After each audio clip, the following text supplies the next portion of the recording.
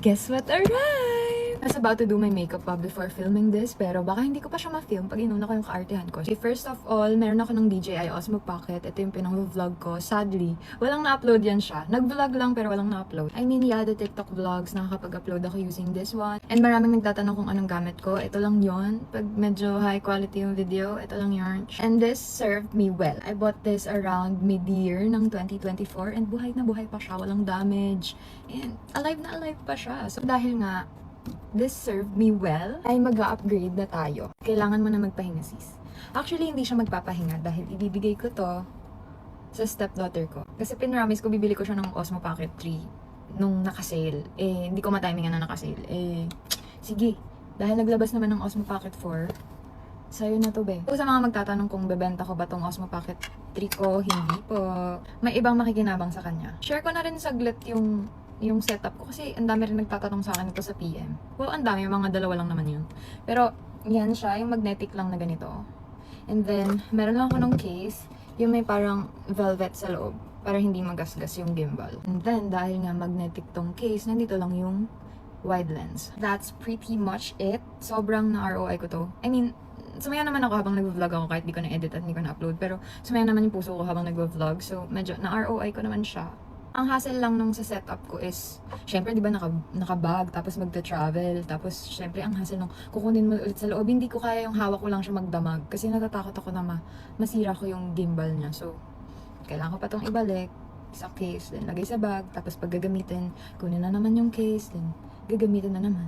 Pero okay lang, ako lang yung problema, tamad lang talaga ako. So, ayun na nga, shinare ko lang naman, kasi nga, kaya nga ako nag-upgrade, kasi nga, natuwa nga ako sa Osmo Pocket 3. Hindi na super techy unboxing ha, talagang unboxing yung literal.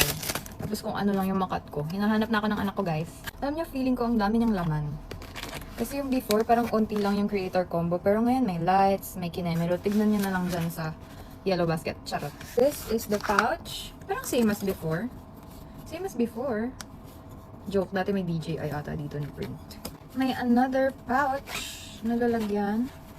Okay, daming pouch. Manual. So, pagbukas mo, the pouch, another pouch, and the manual. This is the unit. Ooh, anong meron? Alam niyo kung naghahanap kayo ng tech review, hindi ito yun ah. Isa lang akong excited na tao na namili ng Osmo Pocket 4 tapos gusto ko lang talaga i-film yung happiness ko, okay? Shing! Ito ba yung lock ng gimbal? Wait lang guys, i-figure out ko muna yung magmukhang 80-80 sa harap nyo. Try ko buksan na. Ay, shucks. Okay. Wait. Ay, nga pala, may QR pa to, so hindi ko siya masiset up. Gusto ko lang makita yung light. Kasi dito ako na-amaze eh. May light na siya. Char, halatang bubay. Pwede pala. Hello! Ay, ang galing. Oh my gosh. Wait, di ko siya finlip. Kasi dun sa Osmo Pocket 3, hindi ako masyado nag-flip. Hello there! Oh my gosh! Dito yung zoom. Okay. And then, ito, what's this? Okay. Gimbal. Bay, ako maging 80-80 sa harap nyo. Wait lang. Oh my gosh, this is so nice. I'm vlogging. Tapos mag-vlog, hindi naman i-edit din. It's yung light niya ganyan. Oops. Meron siyang kinoconnect dito. There. Merong magnetic charging cable. I don't know pa kung saan to charge. Hindi ko sure. Tapos ito yung usual niya na connector yung Type-C. Then meron siya nito ina-attach sa baba. Paano ba to?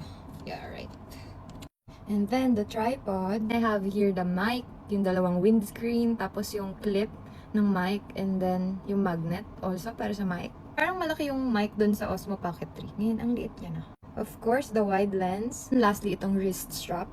Nabili ko to actually na pre-order. Parang nasa 34K lang siya. At pre-order, ang bilis niyang dumating. Like 3 days, 4 days, nandito na. And ngayon ko lang din siya na-unbox kasi ngayon lang ako nagka-time dahil nag-aalaga ko ng anak.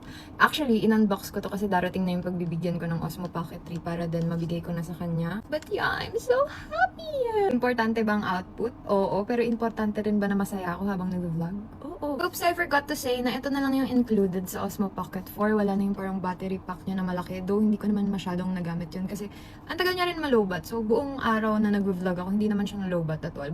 Basta full charge. And another thing na napansin ko is may cover na yung SD card niya. Okay, na-realize ko na kung para saan to. Pahabol na lang. Dito pala ako. Woo! Excited na talaga ako mag-vlog.